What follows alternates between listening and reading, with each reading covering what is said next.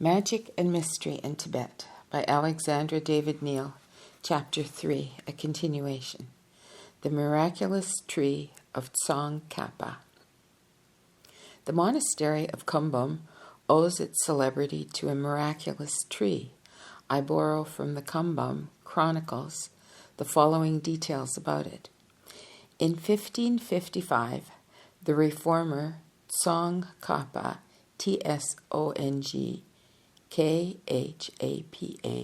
founder of the Gelugpa sect, was born in Amdo, in northern eastern Tibet, at the place where now stands the great lamasery of Kum-Bum, Kum-Bum.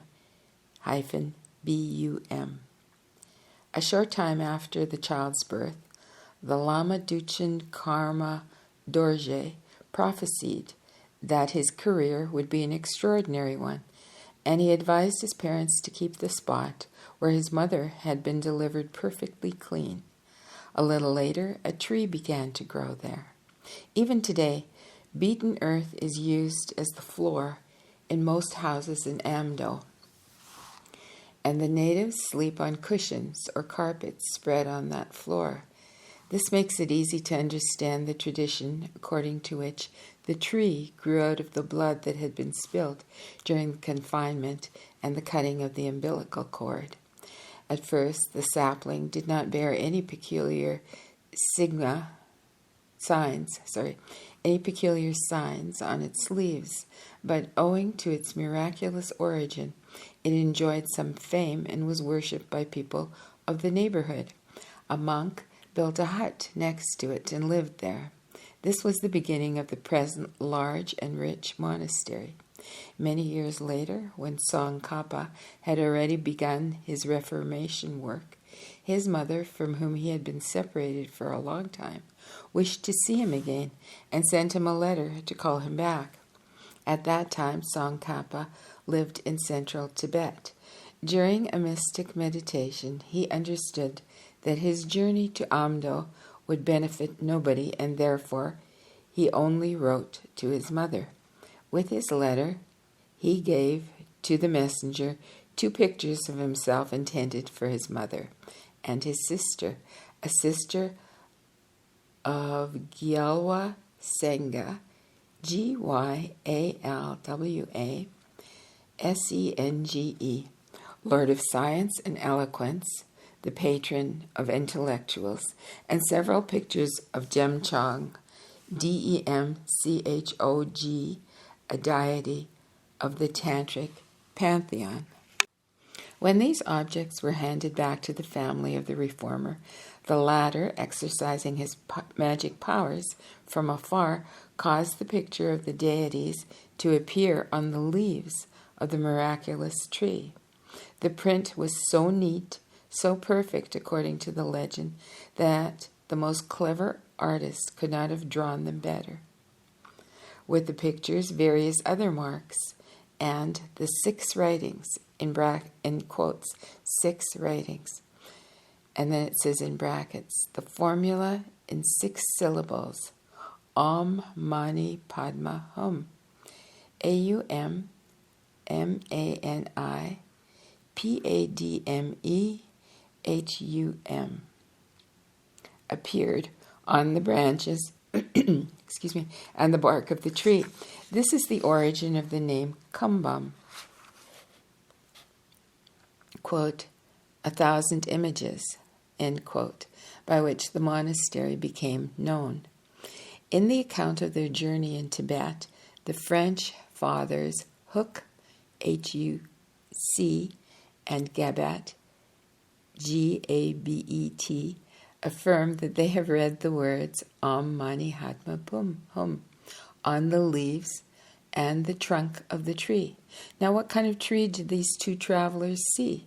The monastery's chronicles relate that after the miraculous appearance of the images on the tree, the latter was wrapped in a piece of silk, in brackets, a robe, and that a temple was built around it.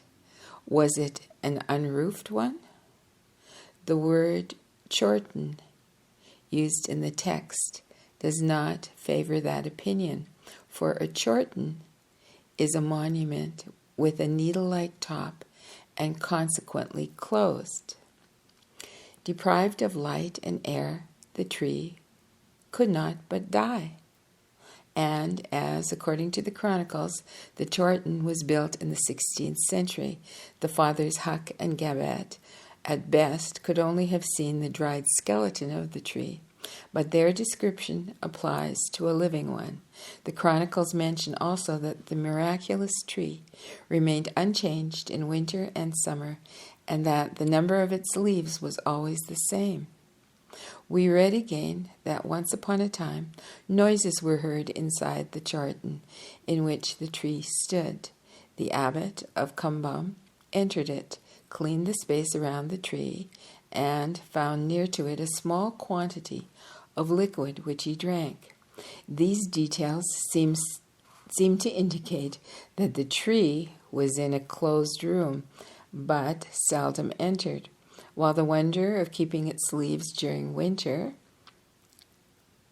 and then in brackets it says, the species to which belongs the Kum-Bum tree has caducous leaves. Caducous leaves? C-A-D-U-C-O-U-S.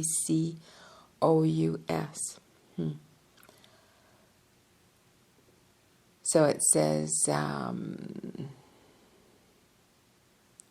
these details seem to indicate that the tree was in a closed room, but seldom entered, while the wonder of keeping its leaves during winter can only be applied to a living tree.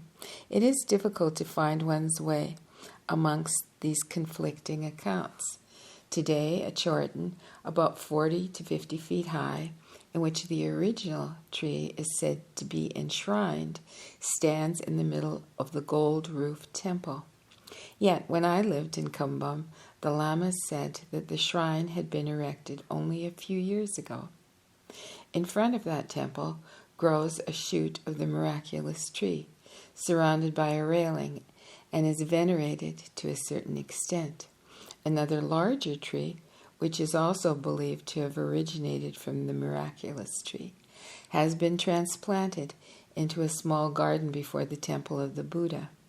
The leaves of these two trees are collected when they fall, and they are distributed to the devotees. Perhaps it is one of these two which the fathers Huck and Gabet saw. Foreign travelers who go to Kum-Bum, as a rule, do not know the history, or even the existence of the tree hidden in the shrine. Some Europeans residing in Kansu, K-A-N-S-U,